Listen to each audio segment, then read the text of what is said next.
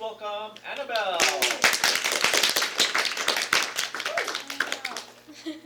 So, for my explorations project, I decided that I wanted to do set design. My goal was to express a character idea through a set rather than with dialogue or acting, because I love narrative stories, but I have a big problem of doing a lot of telling and not enough showing.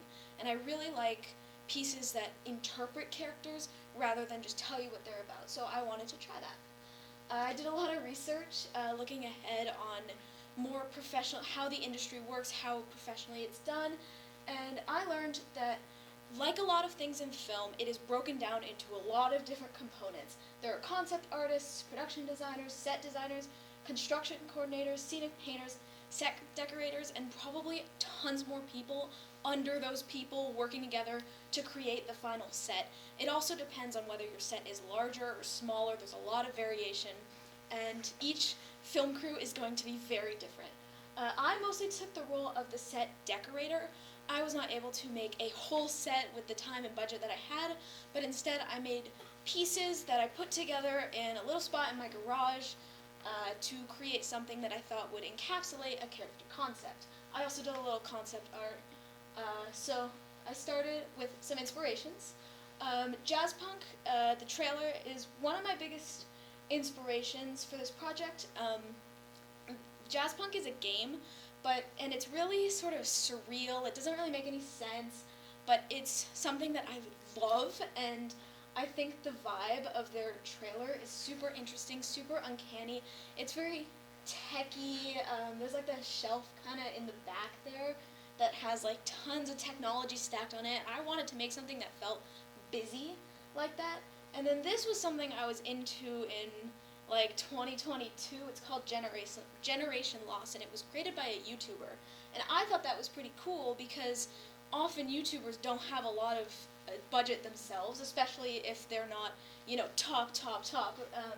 And so I thought it was really impressive that this was created. It was made in an abandoned mall, and they created this sort of wire monster, and it looks super cool. So here's my concept art.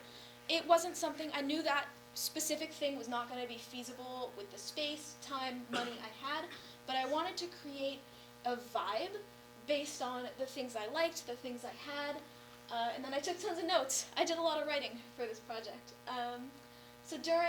I used model magic. I recreated, in my experimental film, I made a brain, and I wanted to recreate the brain because I thought it was fun. I wanted to try making some props in my set. My family is a big Silicon Valley startup family, and so we have a ton of cables, hard drives, old iPads, other random things. My dad works on cars. We have car parts. Tons of random stuff that I thought could create the busy look that I was trying to achieve for my film. Some boxes that were just in the garage. I wanted it to look a little haphazard, and I thought that would help also block out, create sort of a frame a little bit, just sort of make things feel a little more enclosed. And then some extra craft supplies. I wanted to add some personality. I didn't write this on the slides, but I put some Post-it notes on this mirror here, and it was based off of Hank from Detroit Become Human, because I thought that he has like Post-its on his mirror, and I thought that they added a ton of personality to his character without specifically saying this is what this character is like. So here's some components of the set. I made this desk here. There's an old phone, a computer.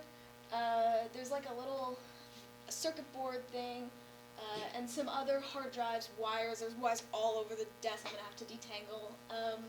There's this like side shelf here that my mom picked up on the side of the road for free. It was great, and I got that's an old radio there, hard drives. There's my brain. That's like a street sign. It said voltage, which I thought was awesome. And then this living space here, it's like a sleeping bag. It looks pretty. It looks like a not great living space. So I wanted to contrast that sort of high tech, but maybe not the best living. So here's some in progress things. For the brain, I did this method for the brain in my experimental where I have tons of foam heads. It's kind of creepy, and I cut off the back, and then last time I used clay, it sucked. This time I used model magic, it was great, and I put together the sort of wrinkles of the brain on top of the foam part, and it looks pretty good. And then for this headset thing, I took this foam dome, which I also have tons of for some reason, painted it black, stuck a bunch of wires and nonsense in, and it looked pretty good. And then these notes on the mirror. I wanted to add humanity and character to my set. I didn't want it to feel bland or like it was set up. And so there's my before in my garage, and there's my after. It's pretty dark in that shot because I had some very specific lighting details I wanted to include, I wanted the computer glow to be pretty obvious, and then I had that red light by the brain. But here's some close-up shots of little things. There's my dome there. There's that shelf. There's a couple other things. That's a CD case right there. A lot of the media I took inspiration from tries to pull from 80s technology because they want to incorporate this nostalgia factor, but I think it looks pretty cool, and we have a lot of that stuff, so it was pretty accessible. I've learned that my original plan for this project was pretty out of reach. You can't just make a set. It's pretty challenging. Budget, things add up really fast. When you're even just trying to gather up little pieces for little set parts, things go by super quickly, and you often have to scavenge, find things around the house. I really like crafting things. I'm an artist, that's what I do, so I made some props myself. You gotta plan alternatives. I've learned this the entire year of film. You gotta have other ideas, other plans. If something doesn't work, you need to be able to step up immediately and be like, okay, here's what I'm gonna do instead, even for things that you didn't plan for. So it was helpful to have some pre-existing craft skills to remake some stuff I'd made in the past. And then I had to be very intentional because I tend to be a little lazy at the very end of a project and be like, all right, let's just get it over with now that I've gone this far. So you had to be very mindful every step of the way. Even the clutter, I couldn't just throw things around. I had to place it in a very specific way because I care a lot about composition, leading lines, making sure things look good. So I hope to put more time and dedication into future set designs because I want to create things that are convincing. I want to immerse an audience into a story I'm trying to sell, and I like to lean into a look generally and sort of encapsulate an aesthetic that I really like, and so I want to work with that more in the future. Next time, I want to create something out of sets I design. I wanted to make a sort of more narratively driven short final clip, but I decided to do something really simple and just kind of pan over to show off what I've done. And in the future, I will have more time to, because I wanted more time to flesh out the set, and in the future, I will give myself more time to actually film something on that set. I also want to make a full set one day. I saw some really cool videos about creating walls out of putting together boards, and I thought it was awesome, but not something that was feasible for me at the moment. So I would love to be able to make a mini room in my garage. I think it would be sick. Yeah, so here's the video.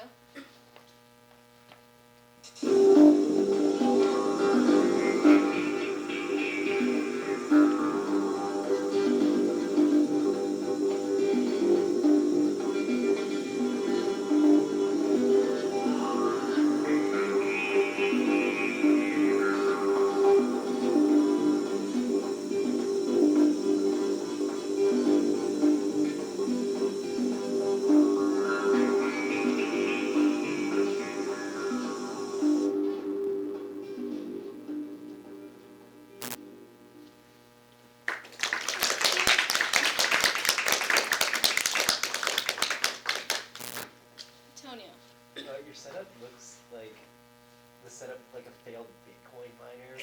That was actually, that's pretty close to what the idea was. I'm glad that you said that in a way, because I wanted it to look sort of like a techie, mad scientist-y bunker in a way. My original idea was that the character would be an agent, because I love government agent stories, and so I wanted an agent who had a bunch of this old technology and was in this bunker with this thing and couldn't come out because it was confidential technology, basically. Corinne. I just wanted to say that I loved the two things I loved the most: the glowing or the staticky computer, and then the brain, because they were kind of glowing and it was just so cool. Thank you. Those are definitely my favorite parts too. So. Also, wait, one more thing. Number one agent, was that a Splatoon reference? reference. In a way, it was a reference to a lot of things. I like putting in Easter eggs, but I try to keep things original, you know? It's like, kind of. Yeah, I really like how like immersive the set felt, especially when I saw the video. I felt like it was leading up to like a story, or like I was about to see the characters somewhere, and I was like really interested. Like I would think like if I saw the set and like the start of the movie, I'd be like interested in it. Thank you. Yeah. I appreciate that. I was originally gonna have maybe a character like having like fallen asleep on the desk. I was thinking maybe the phone would be ringing, you know, some extra immersive things. I might actually go back and do that because I still have this thing built another time to just push the limits of what I can do on this little, you know, sort of pieces. But Really cool. yeah. What did you use to create your slide deck? To create my slide deck, I got a lot of help. Part of it was definitely templates, which I kind of wish I'd done more work myself on the slides, but I had some friends help me with some of the assets, like the arrows and things, which was nice. I really like the design of the slide deck. Thank you. And I think it just complemented your very enthusiastic and warm presentation, so bravo on that. Thank you. Thank you very much, Annabelle.